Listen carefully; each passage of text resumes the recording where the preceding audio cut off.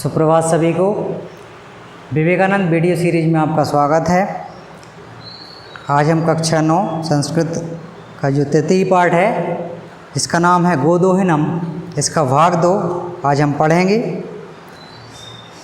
कल तक हमने जो पढ़ा था कि चंदन कैसे अपनी पत्नी को समझाता है कि मुझे एक महोत्सव के लिए एक व्यक्ति ने कहा है कि 300 लीटर दूध चाहिए और वह उसकी व्यवस्था में लग जाता है।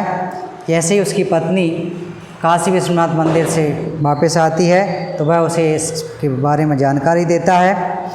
उसके बाद मल्लिका कहती है, मल्लिका किंतु एवं मनमात्रम दुग्धम कृत प्रपाश्यामः। वो कहता है कि 300 लीटर दूध के बारे में मैंने उनसे बोल तो दिया है कि मैं समय पे दे दूंगा, परंतु क्या होता है कि मैं इसे कैसे इसकी व्यवस्था करूंगा इसके बारे में वो सोचता है। चंदना कहता है विचार है मल्लिके, कहता है मल्लिका तुम विचार करो। प्रतिदिनम दोहनम कृत्वा दुग्धम स्थापयामः चेत तत् सुरक्षितम न तिष्ठति।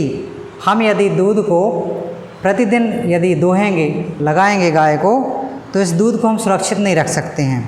इसलिए उत्सवे एक समग्र दुग्धम धूच्छावा। इसलिए हम एक काम करेंगे कि गाय को हम महीने के अंत में, मास के अंत में एक साथ लगाएंगे, दोहन करेंगे और उत्सव के लिए उस दूध को हम दे देंगे व्यवस्था करके। मल्लिका कहती है स्वामिन तू चतुरतमः, कहती है स्वामी आप तो बहुत चतुर हैं। अत्युत्तमा विचारा, आपका विचार बहुत अच्छा है। अधुना दुग्ध दोहिनम विहाय केवलम, ना केवल दूध दोहने का ये आपका विचार है, नंदिन्या सेवायाम एव करिष्यामः, इसके साथ साथ हम नंदिनी की सेवा भी अच्छे से कर सकते हैं। अनेन अधिक दुग्ध माशान्ते प्रापश्यावः, और हम महीने के अंत में अधिक से अधिक दूध का दोहन कर सकेंगे। द्वावेव धेनो सेवायाम निरतौ भवतः, और दोनों हम निस्वार्थ भाव से गाय की सेवा भी कर सकेंगे। अस्मिन् क्रमे घासादिकम गुड़ादिकम च भोज्यतः, वो दोनों क्रम से गाय को घास और गुड़ देने लगे। विषाणियों तेल लेपत्या तिलकम धारितः, और उस गाय का तेल से लेपन करने लगे, उसकी मालिश करने लगे। और रात्रौ नीराजने तोष्यतः, और उसको रात्रि के समय उसकी आरती उतारने लगे। इस तरीके से गाय की वो सेवा में लग जाते हैं। चंदन कह रहा है चंदनः मल्लिके आगच्छ कुंभकारा प्रति चलावा दुग्धार्थम पात्र प्रबंधो अपि। चंदन अपनी पत्नी से कहता है मल्लिका आओ हम कुम्हार के पास चलते हैं, दुग्धार्थम पात्र प्रबंधो अपि, और दूध के लिए जो हमें पात्र चाहिए उसका प्रबंध करते हैं।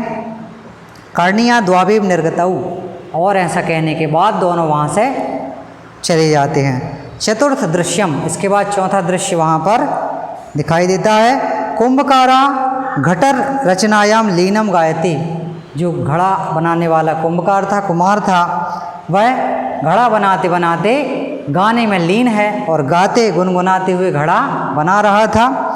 ज्ञात्वा अपि जीव को हेतो रचयामम घटनाहनम जीवनम भंगुर सर्वम यथेव मुत्तिका घटः। वो क्या गुनगुना रहा था? कहता है जैसे मैं इस घड़े को बना रहा हूँ और ये क्षण भर में टूट जाता है, ऐसे ही व्यक्ति का जीवन होता है, वह क्षण भंगुर होता है, वह कभी भी नष्ट हो सकता है। ऐसा वह गाना गुनगुनाता है। चंदना नमस्करोमि तात, इस तरीके से चंदन उसको नमस्कार करता है, प्रणाम करता है। 15 घटान इच्छामि, और कहता है मुझे 15 घड़ों की आवश्यकता है। किम दास्यसि, क्या आप मुझे दे सकते हैं? देवेश कथम ना, क्यों नहीं। कुंभकार जो था वह कहता है क्यों नहीं। विक्रणाय एव एते, यह तो बिक्री के लिए हैं, बेचने के लिए ही हैं। ग्रहण घटान 500 रूपकाणि च देहि, इसलिए मुझे 500 मतलब 1500 रुपये दे दीजिए। चंदन कहता है साधु परम मूल्यम तु दुग्धम विक्रिय एव दातुम शक्यते। यहाँ पे चंदन कह रहा है कि मैं मूल्य तो दे दूंगा, परंतु इसको मेरा जो मुझे मिला हुआ है दूध बेचने के बाद मैं इसका मूल्य चुका सकता हूँ, क्योंकि मेरे पास अभी पैसे नहीं हैं। देवेश कहता है क्षमताम पुत्र, हे पुत्र मुझे क्षमा करो, मूल्य बिना तू एक मपी घटम ना दास्यामी, बिना मूल्य के बिना पैसे के मैं तुम्हें एक भी घड़ा नहीं दे सकता हूँ। इसके बाद मल्लिका कहती है स्वभूषणम दातुमिच्छति, वो कहती है मेरे आभूषण ले लो। तात यदि अधुनैव मूल्यम आवश्यकम तरही, यदि आपको ज़्यादा आवश्यकता है तो मेरे आभूषण आप ले सकते हो। ग्रहण एतत् आभूषणम, और आभूषण से आपका जो मूल्य बनता है वो उससे पूरा हो जाएगा।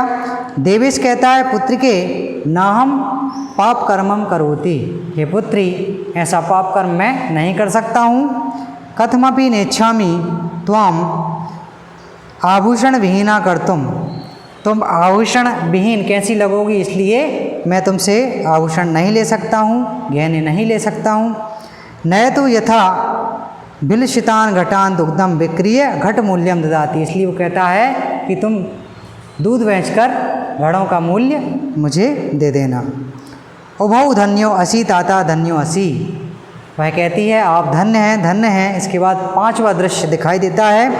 मासांतरम संध्या काला एकत्रिक्ता नूतन घटा शंति, मास के अंत में महीने के आखिरी में संध्या काल का समय था, मतलब शाम का समय था, और एकत्र रिक्ता नूतन घटा, एक नया घड़ा दुग्ध क्रेताम अन्यचा ग्राम वासना अपरत्र आशना, गांववासी जो थे वो नए नए घड़े लेकर वहाँ पर एकत्रित हो जाते हैं। और चंदन कह रहा है धेनु प्रणम मंगलाचरणम विधाय मल्लिकाम आह्लादयति, मल्लिके सत्वरम आगच्छ, और वह दूध लेने के लिए उपस्थित हो जाते हैं। मल्लिका भी वहाँ पर मंगलाचरण करती है, गाना गाती है।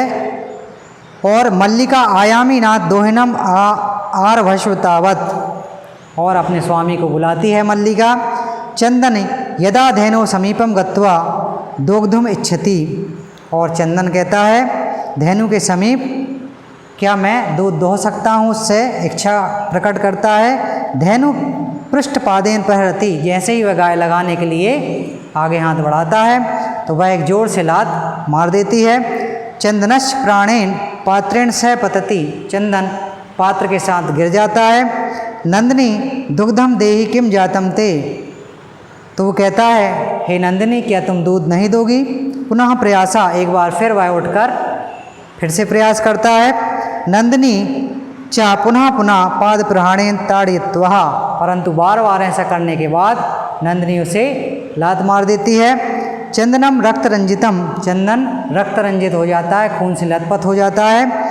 हाँ हतोष्मी चित्कारम कुर्बम पतति, हाय मैं मर गया ऐसा कहकर वह चित्कार खाकर गिर जाता है।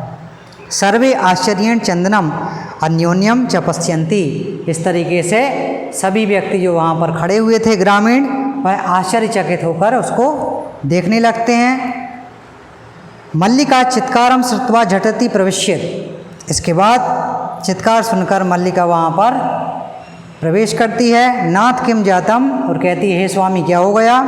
कथम तुम रक्त रंजितम, तुम कैसे खून से लथपथ हो गए। चंदन कहता है धेनु दोग्धम अनुमतिम, गाय मुझे अनुमति नहीं दे रही है दूध दोहने की। दोहन प्रक्रियाम आर्वमाणाम एव ताड़यति माम, मैं जैसे ही गाय को लगाता हूँ तो वह मुझे लात मार देती है। मल्लिका धेनुम स्नेहन वात्सल्येन च अकार्य दोग्धम प्रयतते, इस तरीके से मल्लिका जो है गाय को स्नेह के साथ उसको हाथ फेरती है। किंतु धेनुम दुग्धहीना एव इति अवगच्छति, फिर भी वह दूध नहीं देती है। मल्लिका चंदनम प्रति नाथ, वह समझ जाती है अत्यनुचितम कृतम, कि नाथ हे स्वामी आपने उचित नहीं किया। अभ्याम यत मास पर्यंतम धेनो दोहनम ना कृतम, आपने गाय को मास के पर्यंत दोहन किया, इसको लगाया, ये उचित नहीं है। सा पीड़ाम अनुभवती, यह पीड़ा का अनुभव कर रही है। अतएव ताड़यति, इसलिए यह बार बार आपको लात मार देती है। चंदन कहता है देवी मयापि ज्ञातम यत, मुझे ज्ञात होता है अस्माभि सर्वथा अनुचित मेव कृतम यत्, वो समझ जाता है कि मास के पर्यंत यदि गाय को लगाया जाता है तो वह पीड़ा का अनुभव करती है, इसलिए ऐसा हो रहा है। पूर्ण मास पर्यंतम दोहनम न कृतम, इसलिए हमने महीने के अंत में दोहन नहीं किया, मतलब दोहन किया, इसलिए यह ऐसा कर रही है। अतएव दुग्धम सूक्ष्म जाता, इसलिए इसका दूध सूख गया है। सत्यमेव उक्तम कार्य मध्य नतीयम यत् तद्देव विधीयताम विपरीते गति यर्ष साकष्टम लभते दुर्गम, इसलिए यहाँ पर कहा गया है कि किसी भी कार्य को समय पर कर लेना चाहिए, क्योंकि समय बीत जाने पर वह कार्य पूर्ण नहीं होता, सफल नहीं होता। मल्लिका भी ऐसा कहने लगती है। और इसके बाद दिनश्य कार्ये तस्मिन्नेव दिने कर्तव्यम या एवं ना करोति सा कष्टम लभते ध्रुवम, इसलिए वह समझ जाते हैं कि किसी भी कार्य को समय पर ना करने से उसके दुष्परिणाम ही प्राप्त होते हैं। तो इससे हमें यही सीख मिलती है। आज हमारा ये पाठ था गोदोहनम, आज ये पूर्ण हुआ। धन्यवाद।